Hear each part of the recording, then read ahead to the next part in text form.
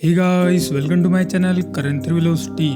बाकी डो मांगा की इस वीडियो में हम शिबुकावा की फाइट अपने से 6 गुना बड़े सूमो ओजेकी क्योगी से होते हुए देखेंगे।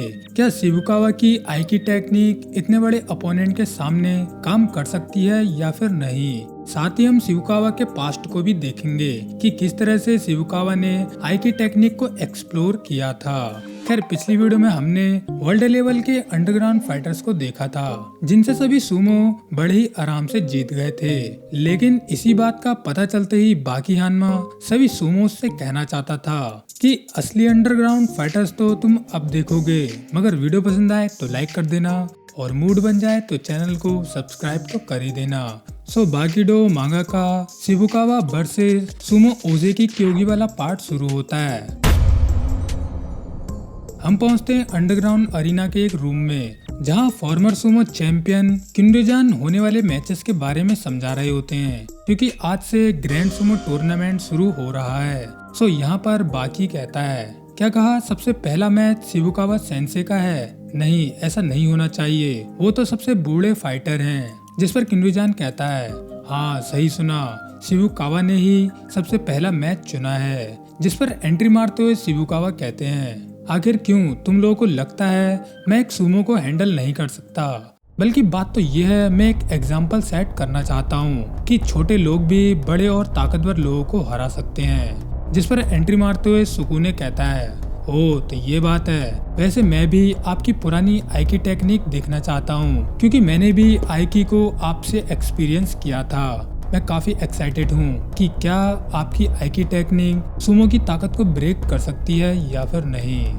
इसके बाद हम अरीना में पहुँचते हैं जहाँ हम देखते हैं 47 किलो के आइकी मास्टर शिबुकावा के सामने 290 किलो के सूमो ओजेकी क्योगी को, जिन्हें आमने सामने देखकर पब्लिक काफी ज्यादा एक्साइटेड और डरी हुई होती है, क्योंकि इन दोनों के बीच में शिबुकावा के लिए वेट, हाइट और एज में काफी बड़ा डिसएडवांटेज होता है। लेकिन मैच शुरू होने से पहले हम शिबुकावा के पास्ट को देखते हैं जब शिबुकावा जवान हुआ करते थे। हम पहुंचते हैं एक डोजो में जहां एक बूढ़ा आदमी जो आइकी टेक्निक का मास्टर है, वो अपने से बड़े बड़े स्टूडेंट को आराम से उठाकर पटक रहा होता है। जिस पर वो बूढ़ा आदमी कहता है, मेरा वजन 40 किलो से भी कम है, लेकिन मेरे जैसे बूढ़े आदमी को ये उठा भी नहीं सकता, क्योंकि ये एक एंशिएंट आर्ट ऑफ आइकी है। लेकिन तभी डोजो में एंटर होते हुए जवान शिबुकावा उस बूढ़े आदमी या फिर मास्टर से कहता है, ओ बूढ़े आदमी, लोगों को अच्छा चूतिया बनाते हो, आखिर तुम इतने बड़े इंसान को उठाकर कैसे फेंक सकते हो? उस समय मेरी एज 15 से 16 साल की होगी। मेरी हाइट और वेट भले ही कम था, लेकिन पूरे देश में मैं अपनी जूडो के लिए जाना जाता था। खैर, सुनते ही एक स्टूडेंट जवान शिबुकावा को रोकते हुए यहाँ से जाने के लिए कहता है, क्योंकि शिबुकावा इस तरह से उनके मास्टर की बेइज्जती कर रहे होते हैं। लेकिन इतने में ही शिबुकावा उस स्टूडेंट को लंगड़ी देकर गिराते हुए कहते हैं, बूढ़े आदमी, तुमने लोगों को बहुत उल्लू बनाया है, अब मुझे उठाकर फेंक के दिखाओ। मैंने अब तुम्हें ग्रैपल कर लिया है, देखता हूँ अब तुम क्या करोगे। खैर, सुनते ही बूढ़ा आदमी शिबुकावा के लेफ्ट हाथ पर अपना हाथ रख देता है और ऐसा करते ही शिबुकावा को अपने ऊपर काफी सारा वेट महसूस होने लगता है। जिस पर शिबुकावा बूढ़े आदमी से कहता है, क्या ये क्या हो रहा है? जादू, मेरे ऊपर इतना वेट कहाँ से आया? ये कुछ ऐसा है जैसे मेरे ऊपर भरा हुआ आलू का बोरा रख दिया हो। खैर, इसके बाद होता ये है, वो बूढ़ा आदमी मास्टर शिबुकावा को अपनी टेक्निक से उठाकर मुंह के बल बहुत जोर से पटक देता है, जिसकी वजह से होता ये है, शिबुकावा वहीं पर बेहोश हो जाता है। और ये ही वही टाइम था जब मेरी मुलाकात आइकी टेक्निक से हुई थी। इसके बाद प्रेजेंट में शिबुकावा का मैच ओजेकी क्योगी से शुरू हो रहा होता है, जिस पर एंकर कहता है कि इस मैच में वेपन के अलावा सभी चीजें अलाउड हैं, एक सीधा साधा फेयर रूल। लेकिन इस मैच की हार्श रियलिटी ये है कि यहाँ कुछ भी फेयर नहीं है। आप 47 किलो के इस बूढ़े मास्टर के सामने लगभग 250 किलो के सूमो को देख सकते हो, जो कि सामने वाले से 6 गुना ज्यादा बड़ा है। उसकी बॉडी किसी वेपन से कम नहीं है, और वहीं 47 किलो का ये आदमी, इसका वजन तो एक औरत से भी कम है। सीरियसली, ये मैच पूरी तरह से वन साइडेड होने वाला है, लेकिन हमारे पास इस मैच को रोकने की कोई भी चॉइस नहीं है, क्योंकि ये दोनों ही इस मैच को करना चाहते थे। देखिए मैच शुरू हो चुका है। मास्टर शिबुकावा अपने साइड में हाथ रख चुके हैं, लेकिन वो अभी किसी भी स्टैंस में नहीं है। आखिर वो करना क्या चाहते हैं हम में से कोई भी नहीं जानता। लेकिन सुमो ओजेकी कियोगी अपने सुमो स्टैंस में आ चुका है। ओजेकी पूरी तरह से सामने वाले को फेस करने के लिए रेडी हो चुका है। लगता है वो इस फाइट में होल्ड बैक नहीं करेगा। खैर अरीना में बैठा हुआ किंडोजान और बाकी शिबुकावा और कियोगी पर कहते हैं, सो आप लोगों को क्या लगता है शिबुकावा की ओल्ड मार्शल आर्ट इतने बड़े सुमो के अगेंस्ट काम करेगी या फिर नहीं? जिस पर टोकुगावा कहते हैं, मैंने शिबुकावा की फाइट उनसे 3 गुना बड़े अपोनेंट से होते हुए देखी है, लेकिन यहाँ डिफरेंट है 6 गुना का, जिसकी वजह से यहाँ पर कुछ भी हो सकता है। इसके बाद हम देखते हैं ओजेकी अपने सुमो स्टैंस में शिबुकावा को देखकर सोच रहा होता है, मैं हमेशा से एक क्रॉस स्टाइल फाइटिंग मैच चाहता था, लेकिन सच में आखिर ये आदमी है क्या? ये इतना छोटा बूढ़ा आदमी क्या कोई मास्टर है? मैं उससे 6 गुना बड़ा हूँ, लेकिन उस बूढ़े के दिमाग में चल क्या रहा है? उसके एक्सप्रेशन तो बिल्कुल एक सुमो चैंपियन जैसे हैं। अगर ये आदमी इतने ज्यादा कॉन्फिडेंस में है, इसीलिए मुझे उसके लिए बुरा फील हो रहा है, क्योंकि अब मुझे इस आदमी के सपनों को तोड़ना ही होगा। खैर ये सोचते ही ओजेकी अपनी सुमो स्टैंस को छोड़ते हुए शिबुकावा की कॉलर को पकड़ लेता है, जिसके रिएक्शन में शिबुकावा भी उसके हाथ पर अपने हाथ को रख देते हैं। और इसी मोमेंट पर ओजेकी को काफी सारा भारीपन सा महसूस होने लगता है, जिस पर ओजेकी फ्यूचर में कमेंट करते हुए कहता है, इसकी शुरुआत कुछ इस तरह से हुई थी। मैं उनके पास गया और मुझे अपने शरीर में कमजोरी महसूस होने लगी। मुझे भारीपन सा और शून्य सा महसूस हो रहा था। मैं ग्राउंड की ओर ऐसे दब रहा था जैसे कि मेरे ऊपर मुझसे 4 गुना बड़ा सुमो बैठा हो। लेकिन उस समय मैं समझ गया था मैं जिस भी कंडीशन में हूँ मुझे कुछ तो करना होगा, और इसीलिए मैंने उस आदमी पर अपने पाम से अटैक किया, जो मैं बिल्कुल भी नहीं करना चाहता था। लेकिन मेरी इस मूव का फायदा उठाते हुए उस बूढ़े आदमी ने जो किया मुझे बिलीव ही नहीं हो रहा था। खैर प्रेजेंट में यहाँ पर होता ये है, ओजेकी के पाम अटैक होते ही उस मोमेंट का यूज करते हुए शिबुकावा ओजेकी को पटकने की कोशिश करते हैं, लेकिन ओजेकी अपने शरीर को घुमाते हुए अपने पैर की मदद से नीचे गिरने से बच जाता है। जिस पर किंडोजान हैरान होते हुए टोकुगावा से कहते हैं, इसे कहते हैं सीक्रेट आर्ट ऑफ आइकी। उन्होंने इतने बड़े सुमो को फेंक दिया, मुझे तो यकीन भी नहीं हो रहा। इसके बाद फाइट में हम देखते हैं कि सुमो ओजेकी शिबुकावा की ताकत और टेक्निक से हैरान होकर अपने सुमो स्टैंस में आ जाता है, जिस पर किंडोजान कहते हैं, शायद अब आइकी टेक्निक भी कुछ भी नहीं कर सकती। क्या इतने बड़े सुमो के सामने तुम्हारी आइकी टिक पाएगी?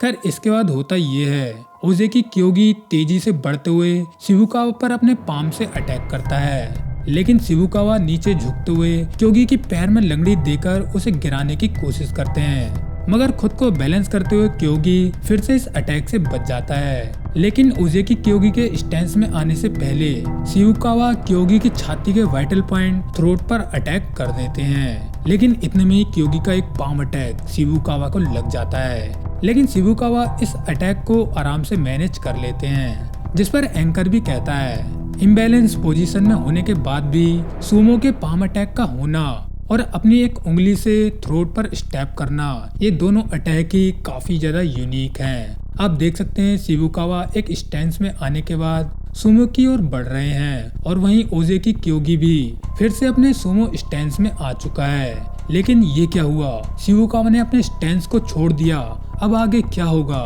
खैर शिबुकावा पास आते ही ओजेकी से कहते हैं, सुनो ओजेकी, क्या तुम ग्रैपलिंग करना चाहोगे?